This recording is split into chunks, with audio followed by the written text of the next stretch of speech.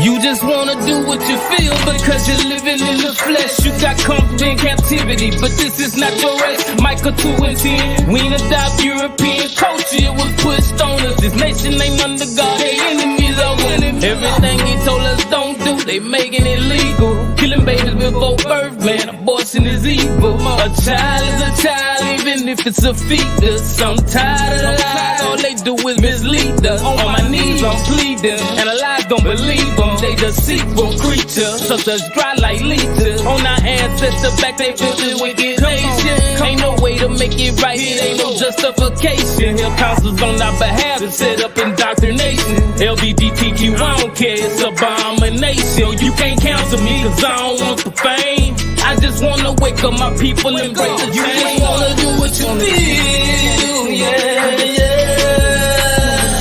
Because you're living in the lust of your flesh. You're living in the lust of your flesh. So you just wanna do what you feel, yeah, yeah. Cause you're living in the lust of your flesh.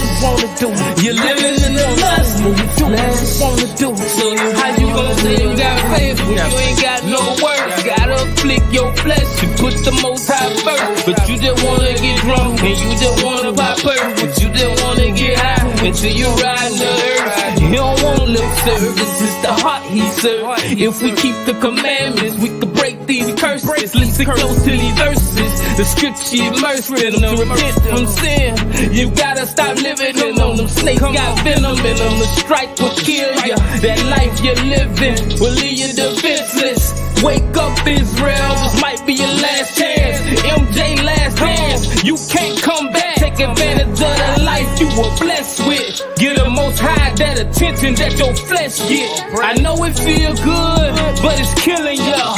Use the Bible like a mirror, fix your spirit up. You just wanna do what you feel, yeah, yeah. Because you're living in the lust of your flesh. You're living in the lust of your flesh. So you just wanna do what you feel, yeah, yeah. Cause you're living in the lust of your flesh. You're living in the lust of your flesh. So you just wanna do what you feel.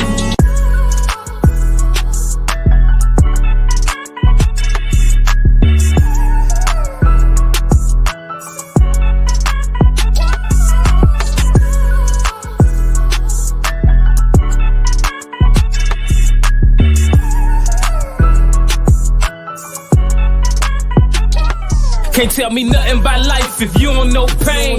How you gonna try to coach if you don't know the game? You gon' get on the field and pick the wrong plays. Instead of seeking help, you wanna do your own thing. When we young, we all feel like we know it all. I was the same way and ended up behind them walls. I lost my grandma and grandpa while I was gone. Didn't get to say my goodbyes, had to remain strong. While I was away, my baby mama gave birth to my daughter. When I needed to be around, I couldn't cause I was locked up. Got out and when I thought things weren't getting no worse, my daughter mama got sick. Started to feel like I was cursed. A few months later, cancer would take her from earth. I took life for granted and ended up getting hurt. Pain. Time is something you can lose and can never get back. Pain. The world will hit you with pain and you can't hit back. Can't tell me nothing about life if you don't know pain, pain. Yeah. No, you can't tell me nothing about life if you don't know pain, pain, pain. No pain, no. No, you can't tell me nothing about life if you don't know pain, pain. No, you can't tell me nothing about life if you don't know pain, pain, pain. No pain, no gain. Changed my life, but unfortunately my home is stuck in the street. Got the phone call by Tracy, long live DT. He got killed on the same block we hustled on. He was like my little brother, man, now he gone. Last time I saw him, I told him to be careful. Cause them bricks in Mobile streets deadly. He just had bought a Camaro and got a good job. Trying to be a better man, but his life got raw. Had one foot in, then get the chance to pull it out. They caught him lacking, then get the chance to pull it out. Growing up in the hood, feel like it's no other route. If you still in the streets, I pray you make it out. Don't get trapped in the trap. It's a setup. Satan unleashing the tax and he won't let up. I can't alter your path, but I hope you heat my heads up. And no matter what happens, just keep your head up. Can't tell me nothing about life if you don't know pain, pain. Yeah. No, you can't tell me nothing about life if you don't know pain, pain, pain. No pain, no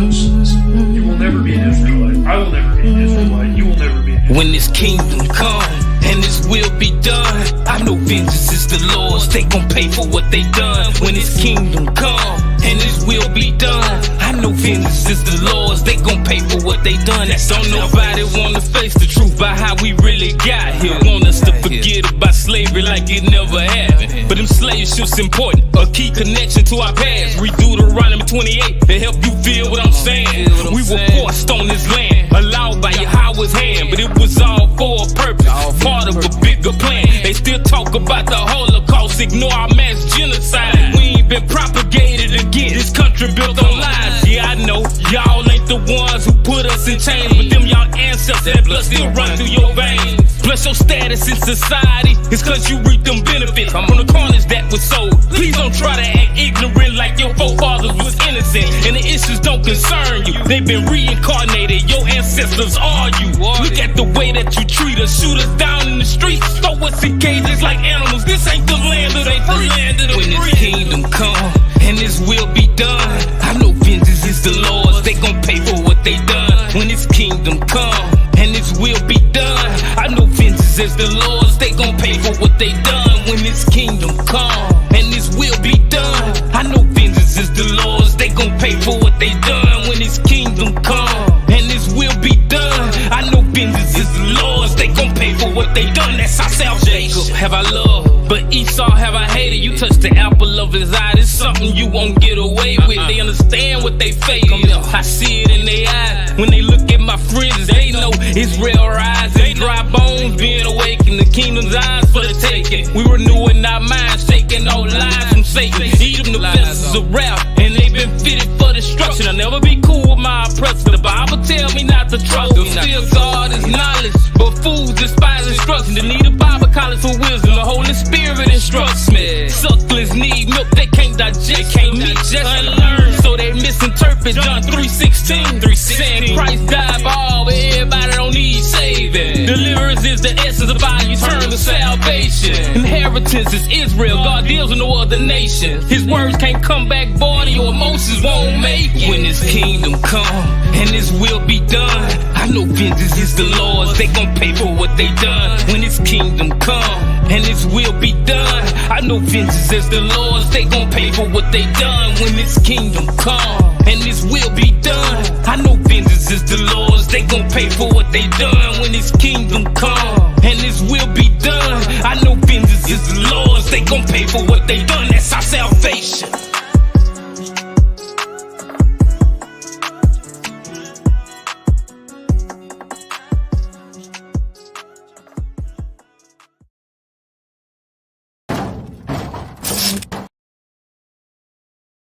Shalom, shalom, family. Want to first start? Shalom, shalom. We'll first start off by giving all praise, honor, and glory to the Most High God, whose name is Yahweh. Bashem Yahweh Shah. That's in the name of His Son Yahweh Shah. And the lesson for today is the danger of having the spirit of Delilah. And first thing we're gonna do is actually get into the account so we can see, exactly who Delilah was and what she did, what quality she possessed. So to get it started, brother, if you could get your screen shared whenever you get a chance.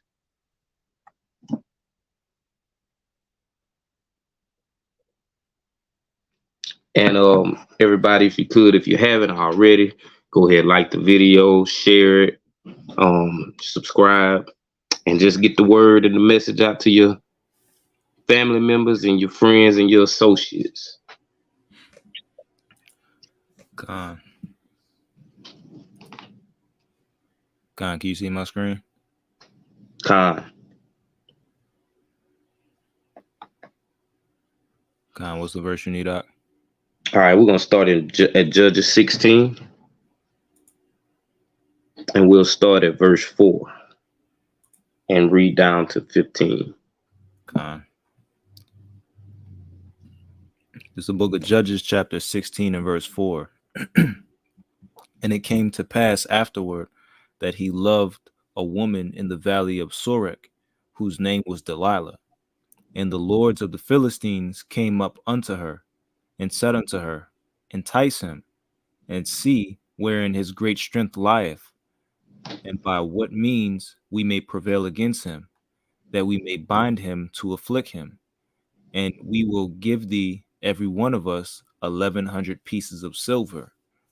And Delilah said to Samson, Tell me, I pray thee, wherein thy great strength lieth, and wherewith thou mightest be bound to afflict thee. And Samson said unto her, If they bind me with 7 green withs, that they were never dried, then shall I be weak, and be as another man. Then the lords of the Philistines brought up to her 7 green withs, which had not been dried, and she bound him with them. Now there were men lying in wait, abiding with her in the chamber. And she said unto him, The Philistines be upon thee, Samson. And he brake the withs, as a thread of tow is broken when it toucheth the fire. So his strength was not known. And Delilah said unto Samson, Behold, thou hast mocked me, and told me lies. Now tell me, I pray thee, wherewith thou mightest be bound. And he said unto her, If they bind me fast with new ropes that never were occupied, then shall I be weak, and be as another man. Delilah therefore took new ropes, and bound him therewith, and said unto him, The Philistines be upon thee, Samson. And there were liars in wait abiding in the chamber, and he brake them from off his arms like a thread. And Delilah said unto Samson, Hitherto thou hast mocked me, and told me lies. Tell me wherewith thou mightest be bound. And he said unto her, If thou weavest the 7 locks of my head with the web. And she fastened it with the pin, and said unto him, The Philistines be upon thee, Samson. And he awaked out his sleep, and went away with the pin of the beam, and with the web. And she said unto him, How canst thou say, I love thee, when thine heart is not with me? Thou hast mocked me these 3 times, and hast not told me wherein thy great strength lieth. The water. So we see back in verse 5, with verse 6, it says, And Delilah said to Samson, Tell me, I pray thee, wherein thy great strength lieth, and wherewith thou mightest be bound to afflict thee. So something that was very interesting and unique about Samson was his strength. He had already battled with the Philistines and conquered them, and he did it easily. It wasn't a task for him to actually fight them. So they decided, when they saw he was taking a liking to this woman named Delilah, to get her to deceive him so that they could subdue him. So we see that, at the beginning, we see Samson using wisdom. He's not revealing the true place of where his strength lies. So he's actually lying to Delilah. He's using deception because at this point in time, he's not comfortable telling her, because he knows if he actually reveals this information, this is his weakness. And if someone knows your weakness and they're not really for you, what will they do? They'll use it against you. So Delilah definitely has the plan to actually use his weakness against him. We see it happen in modern day relationships. When we get in relationships, we start to learn our companion. And when you learn your companion, you learn all about their weaknesses. And if you really love your companion, you're not going to use their weakness against them. You're going to actually move according to not wanting to agitate their weakness or actually make their weakness be exposed, because you love that person. So when a person really doesn't, have that love for you, or, when they get in get back mode, they will actually push the buttons to actually just make you become weak to how they know that you can be triggered. So we look at verse 15, and she said unto him, how canst thou say I love thee when thine heart is not with me? Thou hast mocked me these 3 times, and hast not told me wherein thy great strength lieth. Delilah knew that Samson's heart was not really with her because he wasn't able to expose something of this nature. And this goes to show that, Samson knew that, hey, it's certain things I can probably talk to this woman about, but there's some things I'm not comfortable enough to talk to her about. We're not that close. And we know that we're supposed to prove a friend no matter what. So I'm gonna get a precept, brother. If you could grab Proverbs 31:3. Come on.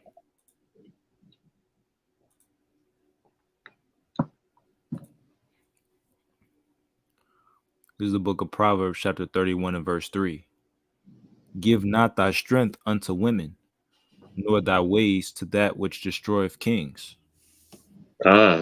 So if Samson actually does give over his strength to this woman, he's gonna actually be destroyed because there's a plot forming against him to actually subdue him if they can find out how to weaken Samson. And the fall of so many great men comes from a woman, the wrong woman being in their life, and they choose to expose a weakness, and that woman will attack that weakness. We look at the way that society is made up. We look at the way that the government has made things. We look at things like government assistance. When women are on government assistance, a man is not even supposed to be living in the house, like she's on Section 8 or whatever it may be. He's not supposed to be there because this is a part of the agenda that they want. They want the man to be separate from the household. So this causes the husband to actually be the government. They start to provide, the food stamps, welfare, whatever it may be, to help that woman continue without that man. So that's how you have the independent woman. Also, they have better jobs than they used to help them survive on their own. So they don't have to feel like they need a man.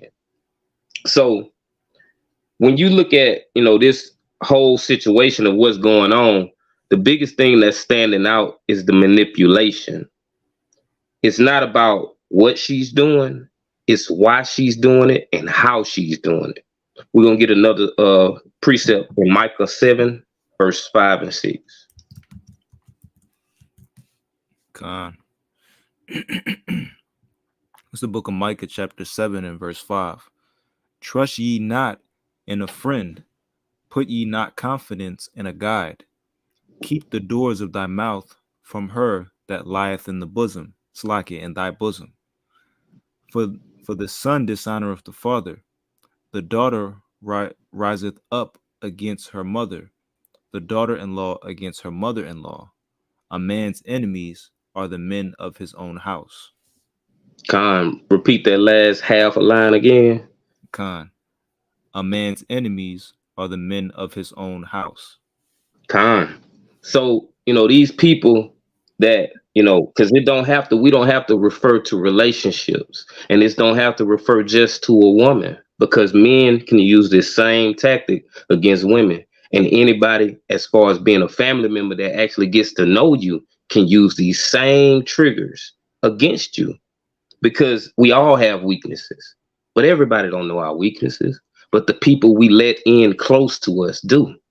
That's why it says in verse 5, trust ye not in a friend, put ye not confidence in a guide, keep the doors of thy mouth from her that lieth in thy bosom. And Samson was doing good at keeping his mouth closed from the woman laying in his bosom. He was keeping his mouth shut because he had that thought in his mind, like, yeah, I might not need to say this. But we're gonna see what happens as we continue to read throughout this chapter. And brother, if you could, Judges 16, and we'll do verses 16 through 21. God, this is the book of Judges, chapter 16, starting at verse 16. And it came to pass, when she pressed him daily with her words, and urged him, so that his soul was vexed unto death, that he told her all his heart, and said unto her, There hath not come a razor upon mine head, for I have been a Nazarite unto God from my mother's womb. If I be shaven, then my strength will go from me, and I shall become weak, and be like any other man. And when Delilah saw that he had told her all his heart, she sent and called for the lords of the Philistines, saying, Come up this once, for he hath showed me all his heart. Then the lords of the Philistines came up unto her, and brought money in their hand, and she made him sleep upon her knees. And she called for a man, and she caused him to shave off the 7 locks of his head, and she began to afflict him, and his strength went from him. And she said, The Philistines be upon thee, Samson. And he awoke out of his sleep, and said, I will go out as at other times before, and shake myself. And he wist not that the Lord was departed from him. But the Philistines took him, and put out his eyes, and brought him down to Gaza, and bound him with fetters of brass, and he did grind in the prison house. Con. So we see from this passage, she was able to succeed at what she was trying to do. Delilah actually made him feel comfortable. And that's what it takes in order for us to open up about some of our weaknesses. We actually have to get comfortable with people. So when you look at the passage, it says, and when Delilah saw that he had told her all his heart, verse 18, she sent and called for the lords of the Philistines, saying, Come up this once, for he hath shewed me all his heart. Then the lords of the Philistines came up unto her, and brought money in their hand. So she betrayed him for money. This is something that happens commonly in this world, where people will sell you out. They will betray you for the love of money. It's why it shows you that, it tells you in the scriptures that the love of money is the root of all evil. But, Samson, he should have kept being in the mind frame he was in the beginning of, I need to be careful. It ain't been long enough yet for me to get this comfortable with this woman, to open up to her and give her my whole heart about how I feel about things and about my strengths and my weaknesses. So I'm gonna grab a precept. Brother, if you could grab Proverbs 6, verses 20 through 28. This is the book of Proverbs 6, starting at verse 20. My son, keep thy father's commandment, and forsake not the law of thy mother. Bind them continually upon thy neck, and tie them about thy neck. When thou goest, it shall lead thee. When thou sleepest, it shall keep thee. And when thou awakest, it shall talk with thee. For the commandment is a lamp, and the law is light, and reproofs of instruction are the way of life. To keep thee from the evil woman, from the flattery of the tongue of a strange woman. Lust not after her beauty in thy heart, neither let her take thee with her eyelids. For by means of a whorish woman, a man is brought to a piece of bread, and the adulteress will hunt for the precious life. Can a man take fire in his bosom, and his clothes not be burned? Can one go upon hot coals, and his feet not be burned? And so when we read this passage, this is great advice and great wisdom that's found in the scriptures. And our brother Samson, he didn't use this wisdom. It says, my son, verse 20, my son, keep thy father's commandment and forsake not the law of thy mother. Bind them continually upon thy heart and tie them about thy neck. When thou goest, it shall lead thee.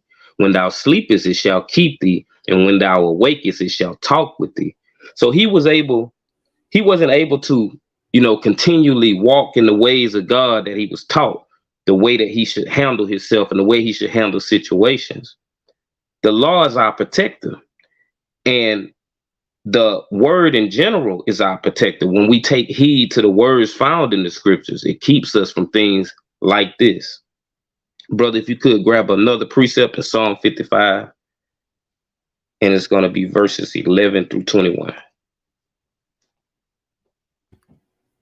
Con.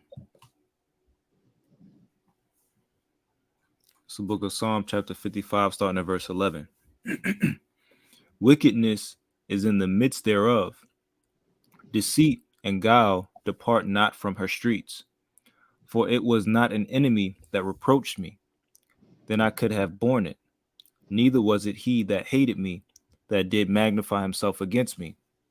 Then I would have hid myself from him. But it was thou, a man mine equal, my guide and mine acquaintance. We took sweet counsel together, and walked unto the house of God in company.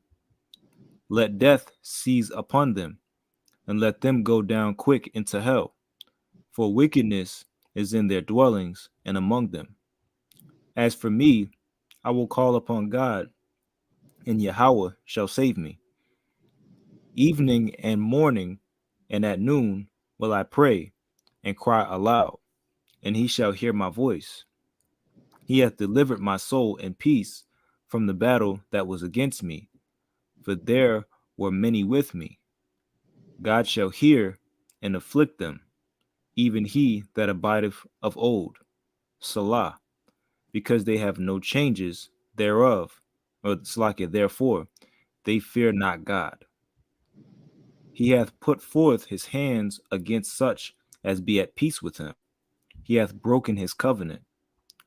The words of his mouth were smoother than butter, but war was in his heart. His words were softer than oil, yet were they drawn swords. So verse 11 and 12, it says, wickedness is in the midst thereof. Deceit and guile depart not from her streets. For it was not an enemy that reproached me. Then I could have borne it.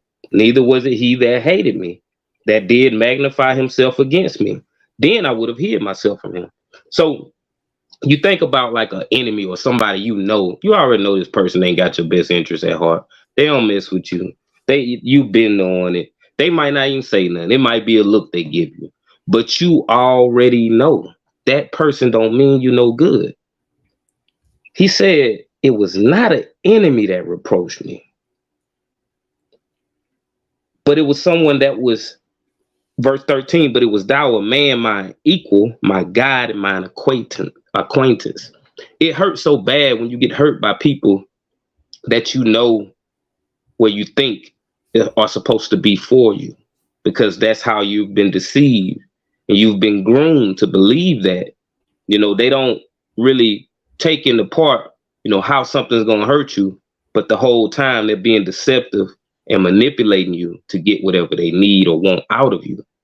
When you look at verse 21, it says the words of his mouth were smoother than butter, but war was in his heart. His words were softer than oil, yet were they drawn swords. So the whole time this person has been engaging or interacting with you, they had this in their heart to cross you. And we have to be careful of these type of people, especially being in the truth and walking upright, because people will take advantage of that. They'll take that as a weakness.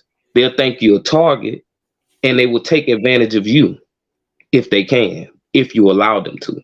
That's why we got to always remember, we're going to take, these steps in our building of relationships, calling someone your brother and your sister. Just because it's an Israelite, just because they got fringes on, just because they look nice, just because they got a little status, you can't trust that. You got to give it time to actually get to learn this person and know this person. It's all about taking your time and having steps in the process of actually calling someone a friend. Brother, if you could grab Proverbs 31, verses 10 through 12. Con, and would I be able to make a quick point out? Con. You said 31, correct? Con. And just to kind of harp on the last point, a really what's the word? A really practical example. We see a practical example of that in the movie. I don't know how many of you guys have seen it, but it's called Paid in Full. You have the two characters named Rico and Mitch, and really from what I take away, I don't believe that Rico was ever genuine from the start, but he played the role, he played the part. He acted as his friend. He was, as the scripture said, mine equal, mine acquaintance. And they did their thing together, of course, and it was wickedness what they were doing. But at the end, he ends up being the demise of the character named Mitch. So like how the brother mentioned earlier, is ultra important, or of ultra importance, to prove a friend, that much more. All right, but what was that verse you called in Proverbs 31? Proverbs 31, 10 through 12, and I answer this question the sister Mary put in the chat. And so, sis, I would say that, the Most High definitely allowed that to happen to him. It wouldn't have been because he was just wicked or something like that. He just allowed it to happen to him because of his own ignorance. He made the wrong decisions.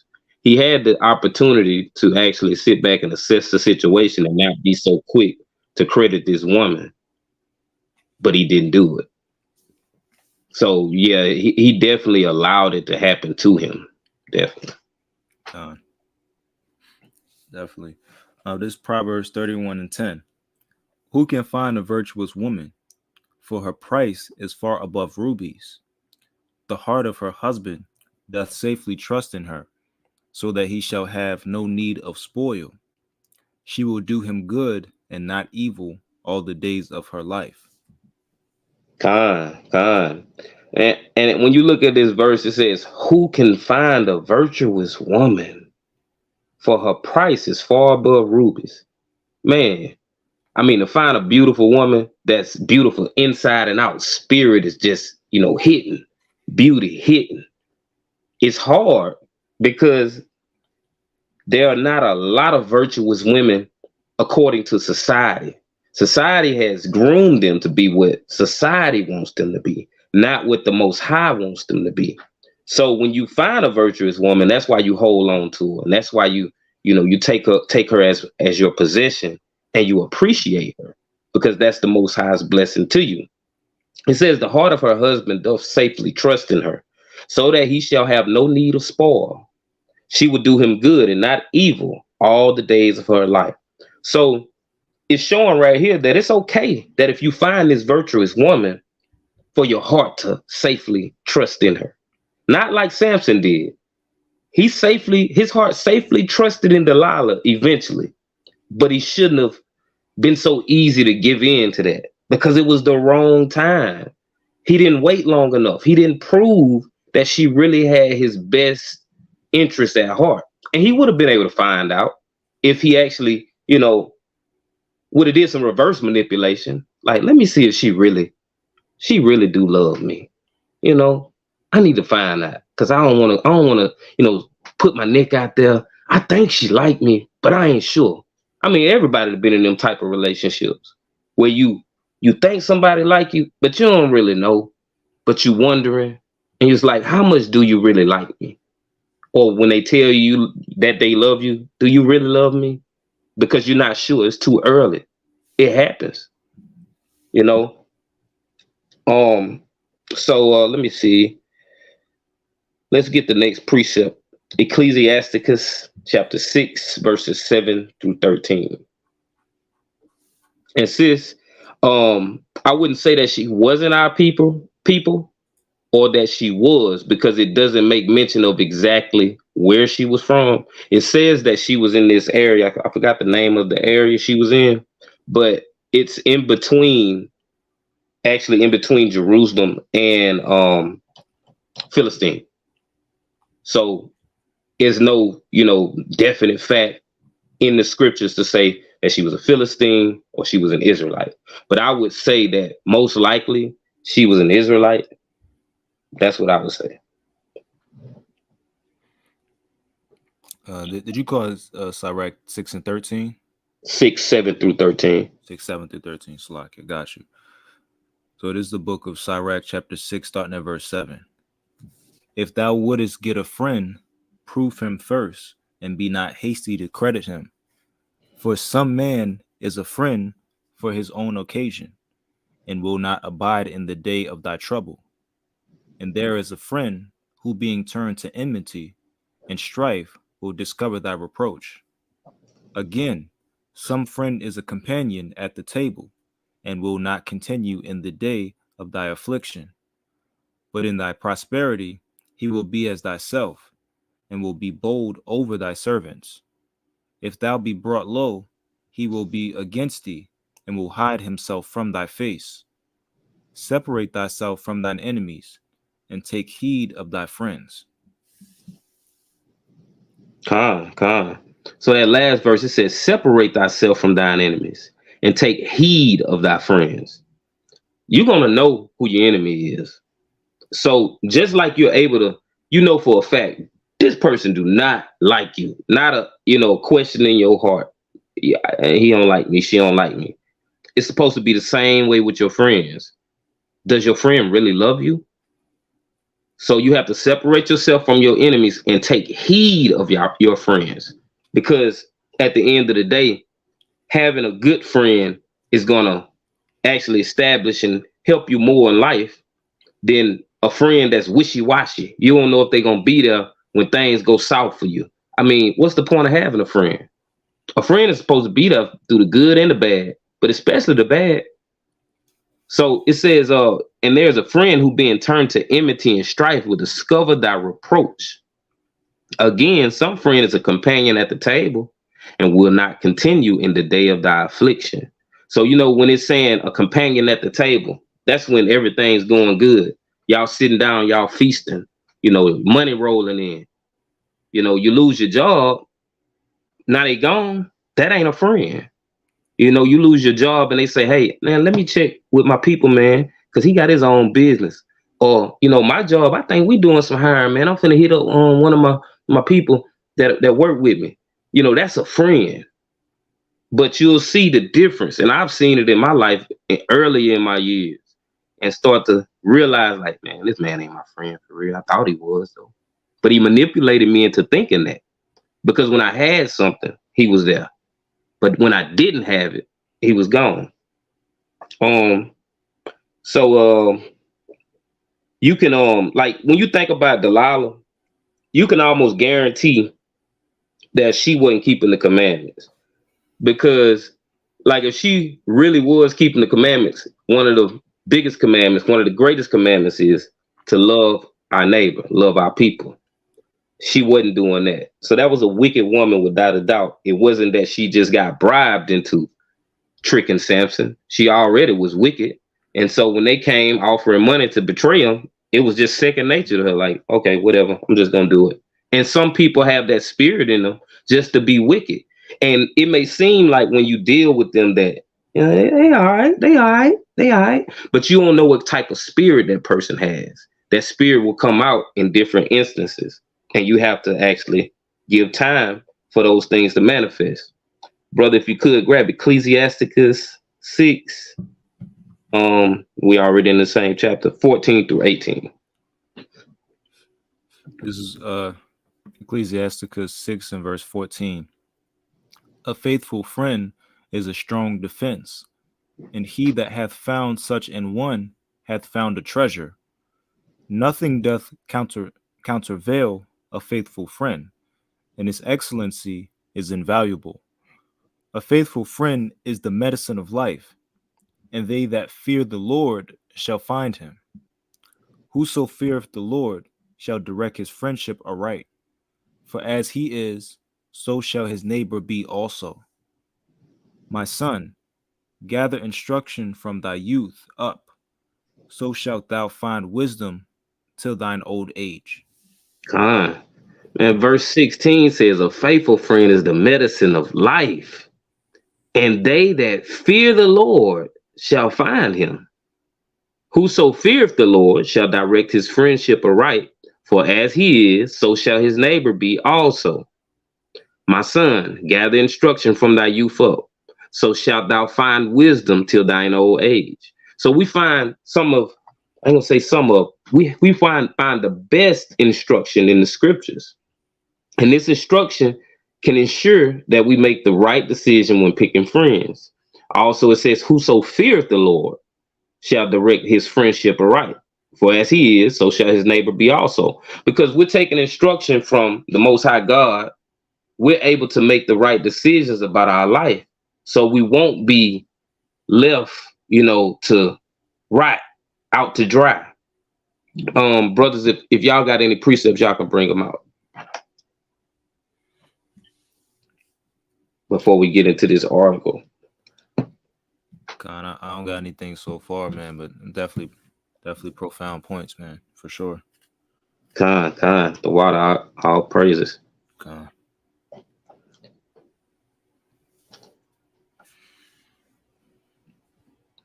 But yeah, if neither one of y'all got any precepts, you can go ahead and pull that first article up. God, is this the one? Khan. God.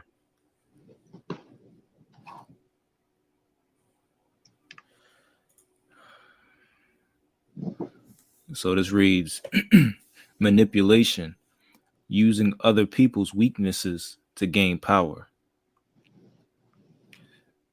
It says, when we're walking through a subway station, we come back home tired from a strenuous day at work, wanting to lie on our longed for couch and devour the entire refrigerator. Suddenly, we begin to smell crepes, and the memory brings us the sensation of their flavor, which we love. In the background, a musician tunes one of your favorite songs on his guitar.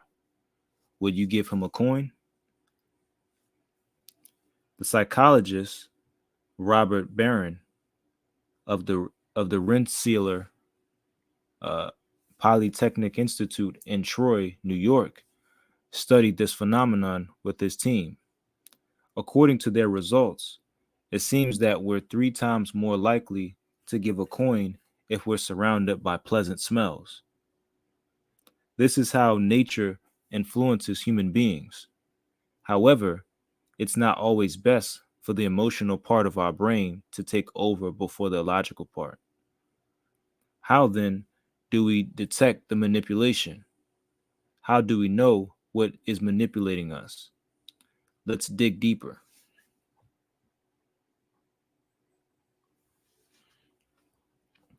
It says, small daily acts of manipulation.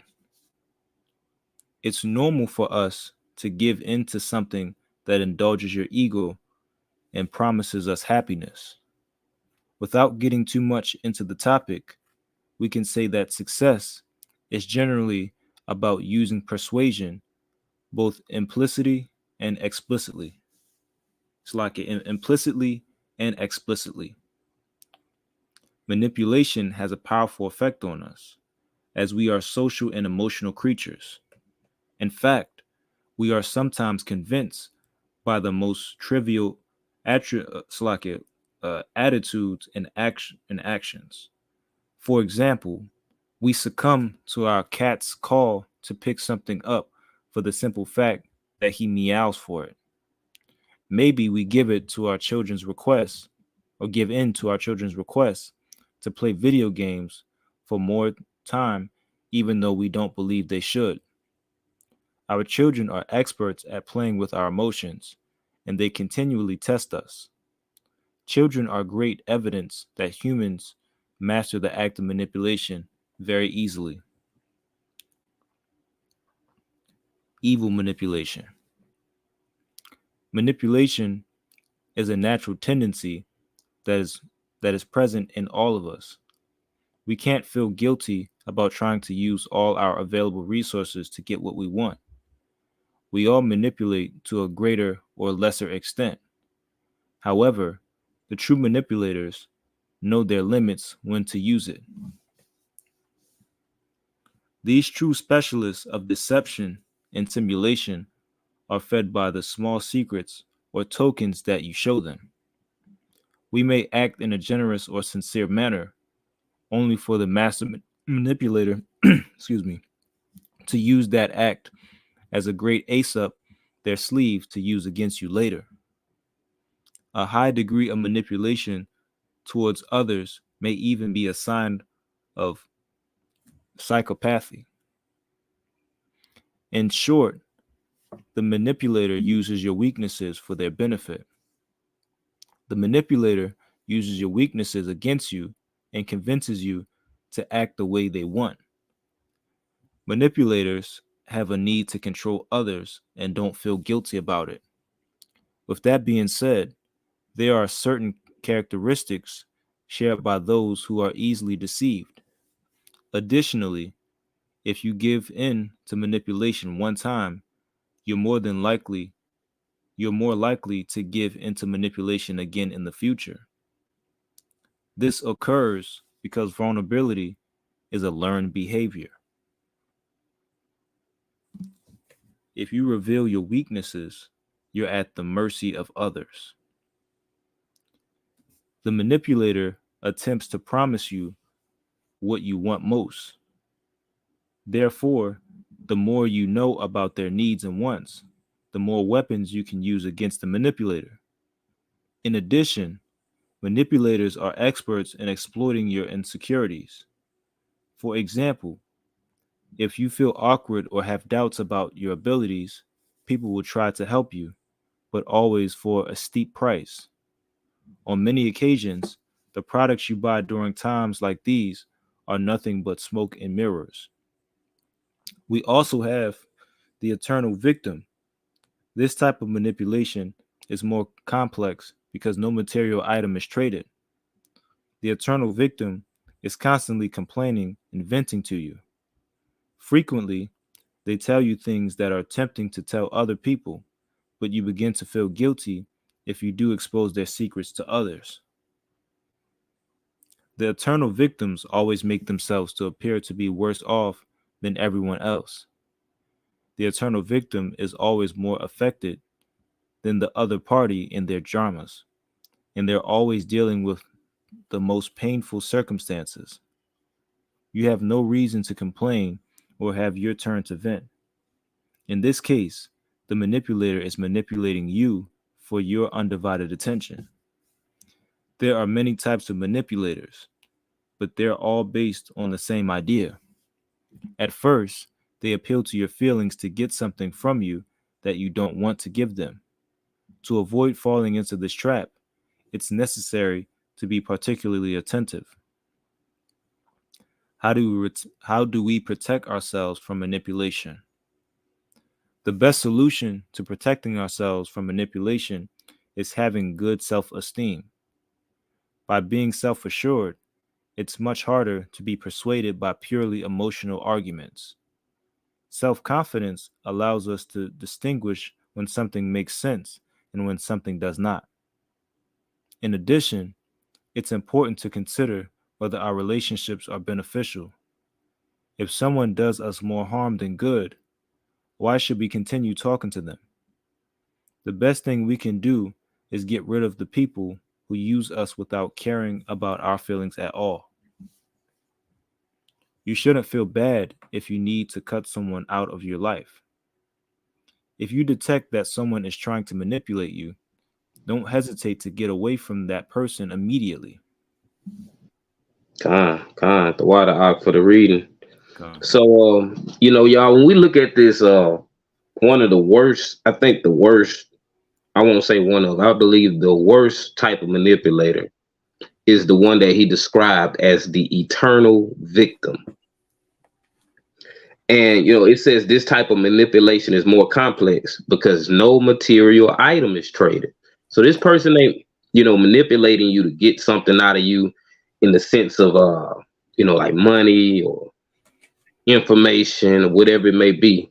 They're just playing the guilty party, and they're, making it seem like they're being attacked. They can't do no wrong. It's all you. You're wrong, wrong, wrong. So, even when you get down, it says, The eternal victim is constantly complaining and venting to you. Frequently, they tell you things that are tempting to tell other people, but you begin to feel guilty if you do expose their secrets to others. The eternal victims always make themselves to appear to be worse off than everyone else. The eternal victim is always more affected than the other party in their dramas, and they're always dealing with the most painful circumstances. You have no reason to complain or have your turn to vent. In this case, the manipulator is manipulating you for your undivided attention, and people will do this. And it's actually a form of witchcraft when you can manipulate someone's mind into believing something that's not a complete truth. It's witchcraft because you have actually manipulated this person into believing something that may not have, any type of credits. But once you've succeeded, now that impression is left on that person's brain, and that's what they think about that situation or about that person. So, we have to be careful of these manipulators. Um, Hey, If you so could go ahead, go ahead. My bad. hey, so like if brother Aaron can read this verse for me. Gone.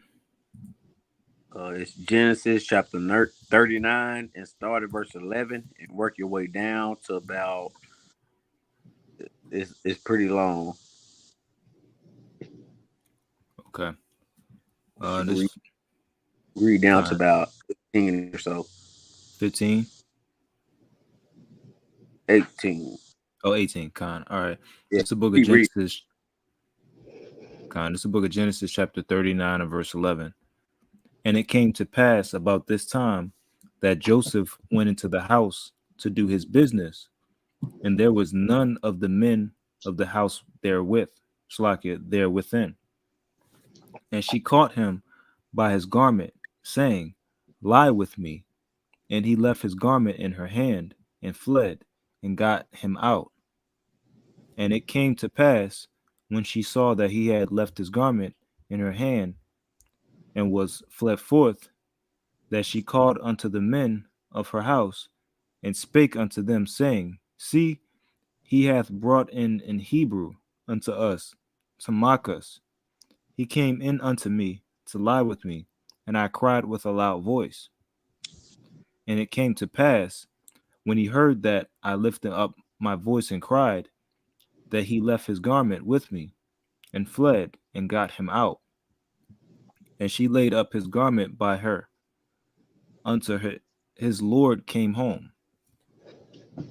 And she spake unto him according to these words, saying, The Hebrew servant which thou hast brought unto us came in unto me to mock me. And it came to pass, as I lifted up my voice and cried, that he left his garment with me and fled out. Can you finish verse 19? Verse 19. And it came to pass, when his master heard the words of his wife, which she spake unto him, saying, After this manner did thy servant to me, that his wrath was kindled. Okay, so what we got to understand what Amber was reading. This woman that came to Joseph, she was married. She was somebody else's wife. And she manipulated her husband to make it seem like that um he did something wrong. But it was her and the whole thing because he fled from her. He didn't do nothing to her.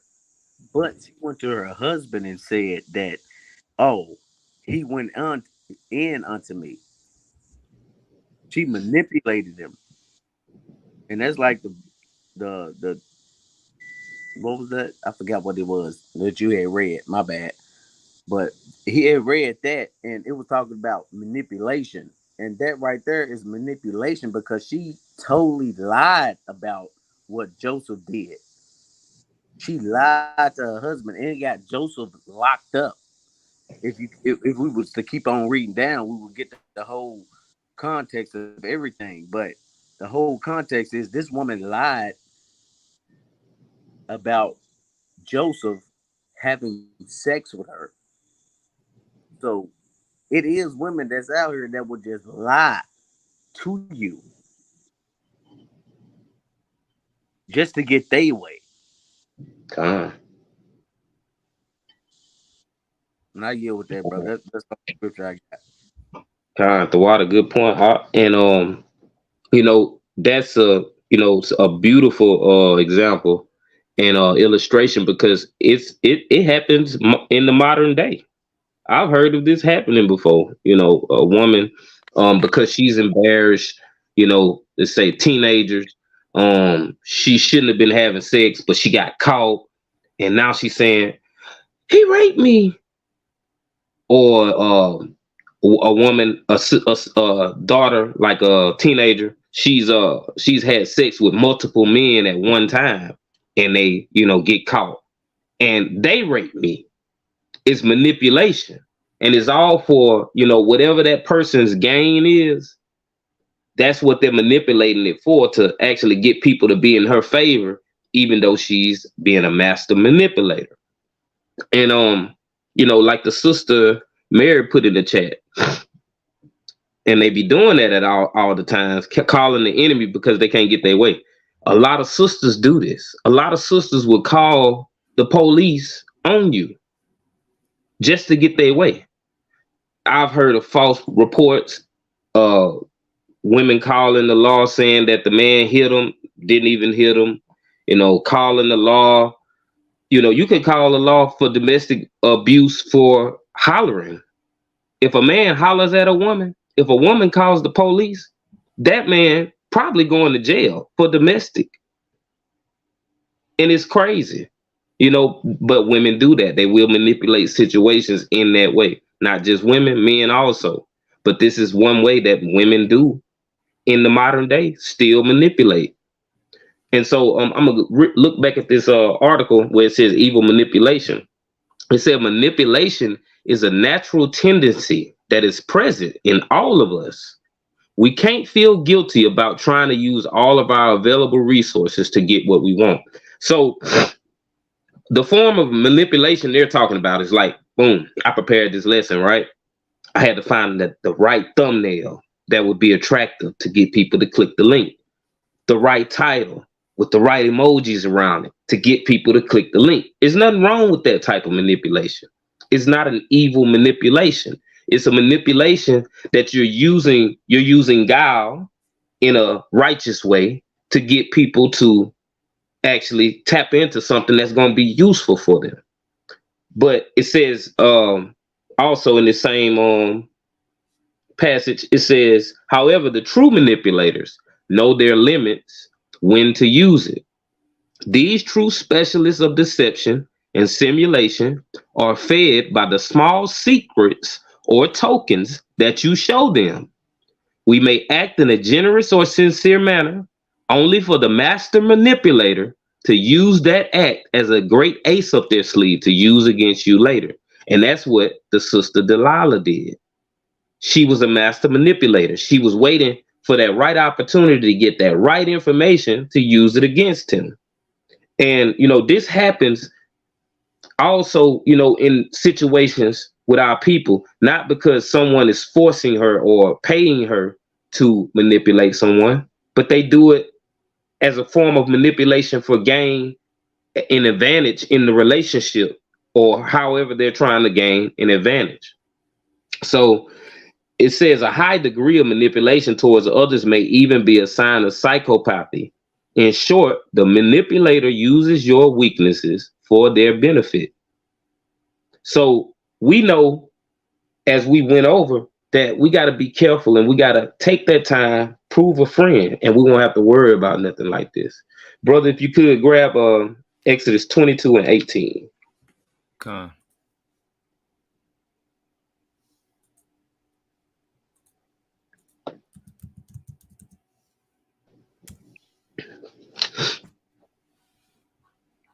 This is the book of Exodus, chapter 22 and verse 18. Thou shalt not suffer a witch to live. Con. And this would actually be her being a witch, the way that she manipulated this man. And we're going to read this article brother, if you could pull it up and I'll read it. Con. And it's showing the semblance between manipulation and witchcraft. Con. Do you need me to blow it up? I should be able to pull it up. I'll pull it up in my phone so I can read it because it is a little small. What's wrong with manipulation? Motives, relationships, the word, sin, practical help, personal growth. Manipulation is serious business and contrary to the ways and will of God. In the following passage, it is called witchcraft. Now the works of the flesh are manifest, which are these: adultery, fornication, uncleanliness, lasciviousness, idolatry, witchcraft, hatred, variance, emulations, wrath, strife, seditions, heresies, envyings, murders, drunkenness, revelings, revelings, and such like, of the which I tell you before, as I have also told you in time past, that they which do such things shall not inherit the kingdom of God. Galatians 5:19 through 21. Here's verse 20 in the Passion Translation. It has been translated as manipulating others instead of witchcraft, chasing after things instead of God, manipulating others, hatred of those who get in your way, senseless arguments, resentment when others are favored, temper tantrums, angry quarrels, only thinking of yourself, being in love with your own opinions. That's a good translation. I ain't seen that translation before. You ever seen that out? Yeah, I've used a TPT in the past. God. It says God hates manipulation.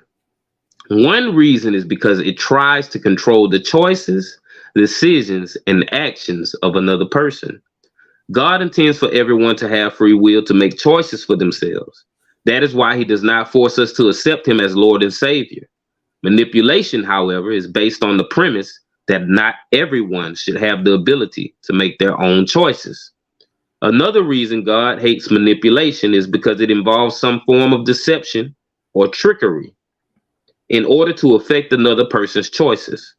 Liars and those who practice witchcraft will have their place in the lake of fire, according to Revelation 21:8. The devil is the father of lies, and he is the number one manipulator. God also hates manipulation because it is motivated by either fear or selfishness, or both. Fear is not from God, and selfishness is contrary to the nature of God.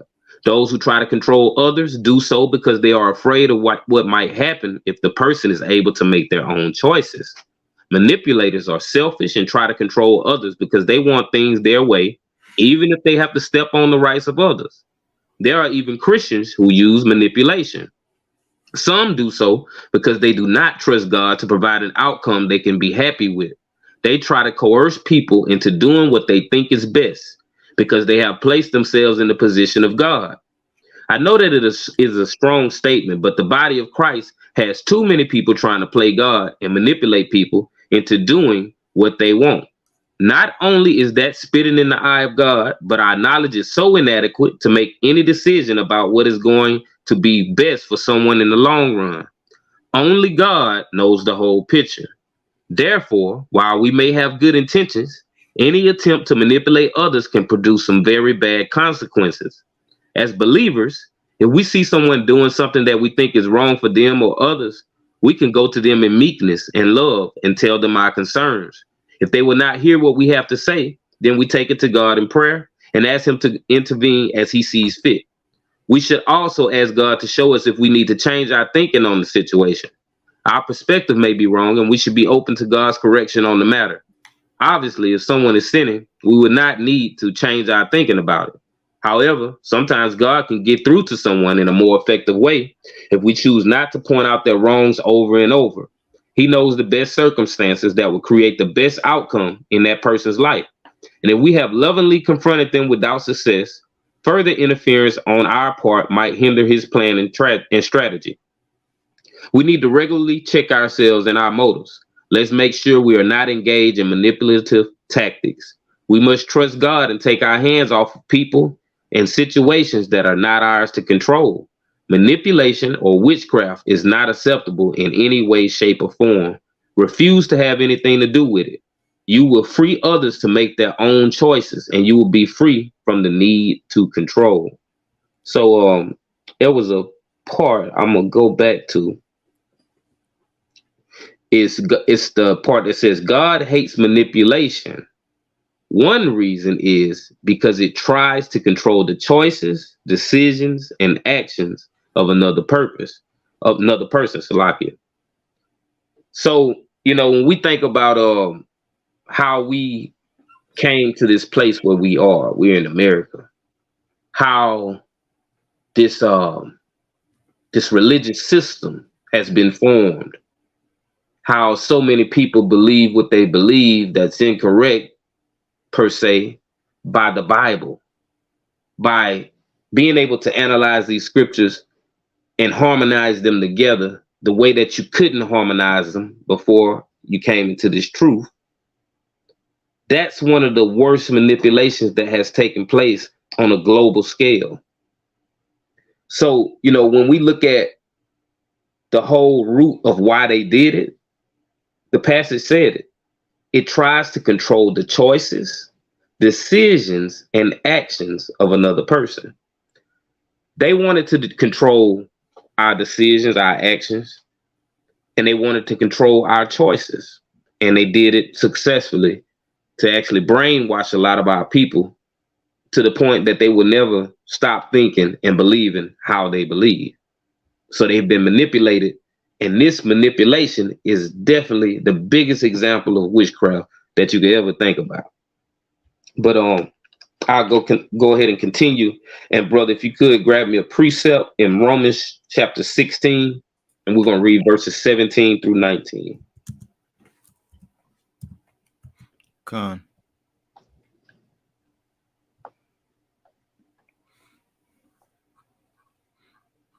It's the book of Romans chapter 16, starting at verse 17. Now I beseech you, brethren, mark them which cause divisions and offenses contrary to the doctrine which ye have learned, and avoid them. For they that are such serve not our Lord Yahushua the Anointed, but their own belly, and by good words and fair speeches deceive the hearts of the simple. For your obedience is come abroad unto all men. I am glad therefore on your behalf, but yet I would have you wise unto that which is good, and simple concerning evil. So we need to be able to identify these things. It says, I beseech you, brethren, mark them which cause divisions and offenses contrary to the doctrine which ye have learned, and avoid them. So we got to be able to mark these people, even in our community, where they may be teaching the wrong doctrine. You got to be able to know why that doctrine that they teaching is wrong by going to the scriptures and say, yeah, y'all manipulating the text. That ain't what it say. So we got to be able to mark these people. When you look at verse 19, it says, for your obedience is come abroad unto all men. I am glad therefore on your behalf, but yet I would have you wise unto that which is good, and simple concerning evil. So we got to be able to identify these evil things. We got to be able to know when something ain't right. So you have to take time to actually observe these type of things. Brother, if you could give me 2 Corinthians 11, verse 13 and 14.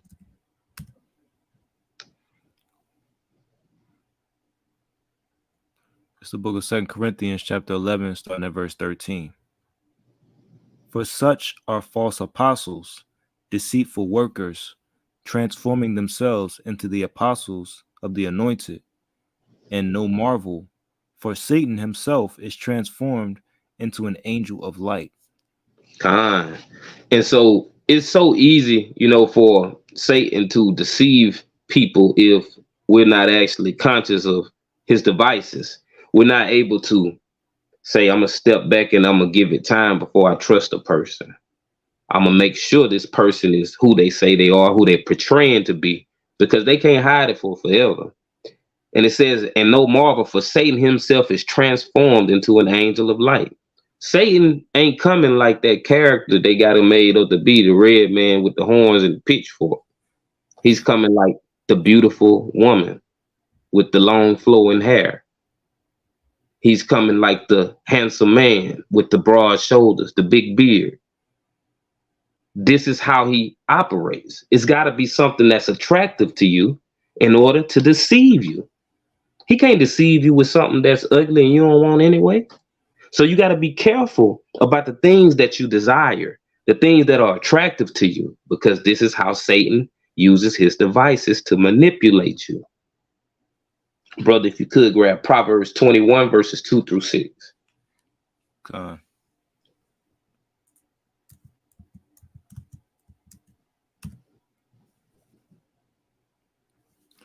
This is the book of Proverbs, chapter 21, starting at verse 2. Every way of a man is right in his own eyes, but Yahweh pondereth the hearts. To do justice and judgment is more acceptable to Yahweh than sacrifice. And high look and a proud heart in the plowing of the wicked is sin. The thoughts of the diligent tend only to plenteousness, but of every one that is hasty only only to want.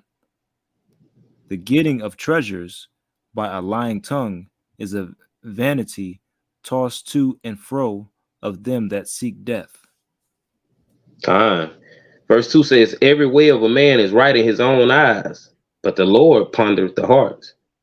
I'm not going to tell you nothing as far as giving somebody advice or information if it don't line up with the scripture. You ain't going to hear me give you that advice, because I'll be talking from my own mind and just saying, yeah, man, shoot, you ain't got to do that, or you ain't got to take that, and hey, I wouldn't do that. I'm going to tell you what thus said the Lord, what he says about what you should do. I'm always going to speak from that point of view, not from my own mind, because the way that I feel ain't always going to line up with the Most High God. If I'm talking through the flesh, I ain't talking in the spirit. So we got to be careful of actually taking advice from people, and they don't have your best intentions at heart when it comes to lining up with the laws and the ways of the Most High God. It says, the getting of treasures, verse 6, by a lying tongue is a vanity tossed to and fro of them that seek death. So people that do this, their ultimate end is going to be destruction and death. So, we have to be careful to make sure we're not the ones guilty of these things. Verse 4, a high look and a proud heart, and the plowing of the wicked is sin. That high look, that proud heart, can't nobody tell you nothing. You can't be reproved. You can't be rebuked. That's a scary thing. If I wasn't able to be rebuked or be reproved, I wouldn't have the information and the wisdom that the Most High blessed me with today. I was able to say, I'm wrong. Dang, I thought this was that. That ain't right. Okay, I see now. And I change it. That's what we have to do. Brother, if you could, I'm going to grab one more scripture, John 16, verses 13 and 14. God. This is the book of John, chapter 16, starting at verse 13. Howbeit, when he, the Spirit of truth, is come, he will guide you into all truth. For he shall not speak of himself, but whatsoever he shall hear, that shall he speak, and he will show you things to come. He shall glorify me, for he shall receive of mine, and shall show it unto you. Con. That's just showing us that we're supposed to be led by the Spirit in all things we do. And that would definitely always protect us from being manipulated. If we're led by the Spirit, we keep these commandments, we open this Bible, and we look for instruction on ways to do things. We won't get caught up in that manipulation where we're being taken advantage of and used for whatever motive that evil master manipulator has for us in our life. So with that, I say, call all Yahweh by Shem Yahweh Shai. That's all praise to the Most High God and His Son. And if any other brothers got any points or precepts, you can bring them out. Con, just to harp on the kind of the last point. This is Ephesians 6 and 11. Let's see.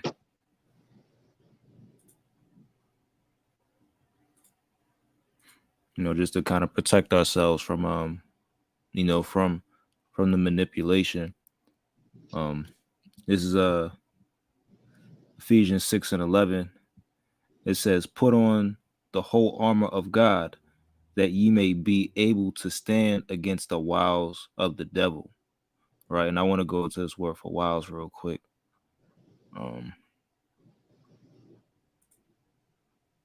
And this is an interesting word, methodia, which I believe the word method comes from. And you look at the word, look at the usage. It says cunning arts, deceit, craft, trickery. From a compound, literally it says compare method, traveling over, i.e. travesty, trickery, while lying in wait. So this would, kind of go into devices or like, their plans or their tricks. So basically you put on the armor of the Most High God. You walk in the spirit, and you stay vigilant, continuously being of, wise counsel. I think in Sirach it says, be continually with a man that keepeth the commandments, roughly paraphrasing, making sure the conversation of your life is pure, as the scriptures say. You'll be able to put on the armor of the Most High, and you'll be able to stand against the tricks or the methods of the devil. Right. But I'll yield on that. Definitely a beautiful lesson from the brother. All praises to the Most High. The water and you in the spirit, because the next lesson that we doing Thursday is going to be centered around this chapter. So all praise to the Most High. Wow, all praises. Yeah, Con, beautiful lesson, brother, and beautiful reading. Definitely. Hopefully it was edifying for everybody that heard it. And if you don't mind, if you haven't liked it, if you haven't shared it, go ahead and share it. And so that way people can be edified by the lesson. There was a lot of things that was brought out that a lot of people may need to hear. You don't know what they're going through. And so, I just definitely want to give all glory and honor to the Most High through the spirit that He gave to, put out this lesson today. The water, all praises, and appreciate the reminder, brother. Appreciate that. Con. And if there'll be nothing else, Brother Aaron, you can close it out. Con. Once again, definitely a beautiful lesson. We'll close it out with number 6. Yahweh bless thee and keep thee. Yahweh make his face shine upon thee and be gracious unto thee. Yahweh lift up his countenance upon thee and give thee peace. And they shall put my name upon the children of Israel, and I will bless them. And with that, I'll say shalom. Shalom, family. Shalom. As we're going to begin tonight with breaking news, a former Minneapolis police officer is under arrest tonight, accused of murdering George Floyd.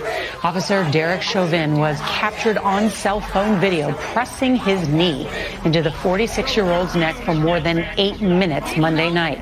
Prosecutors...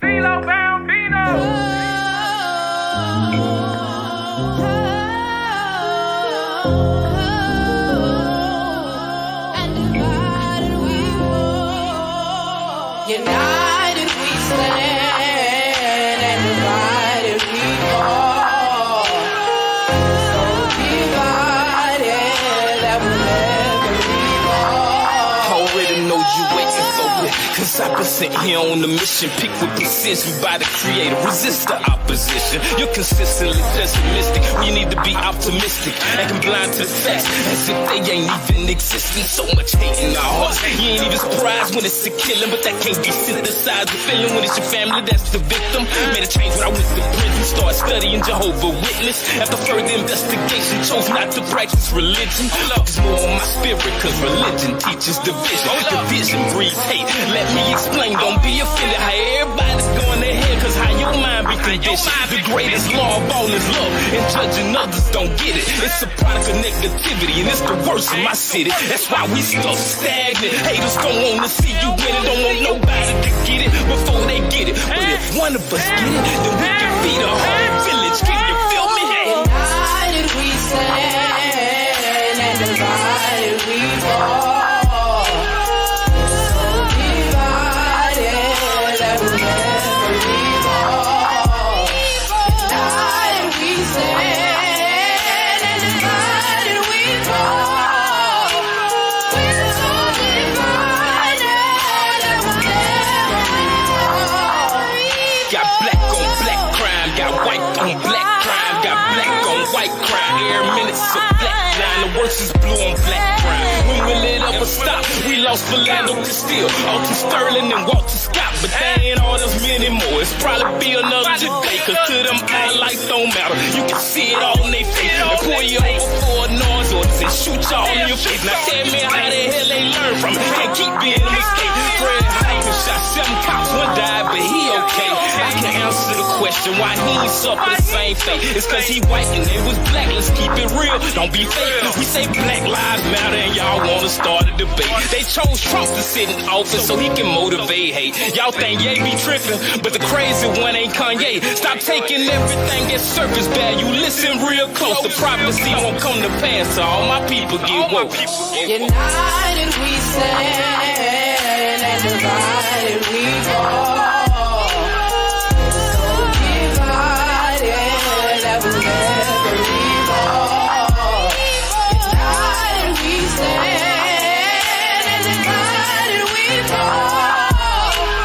We're so divided that we'll never be more.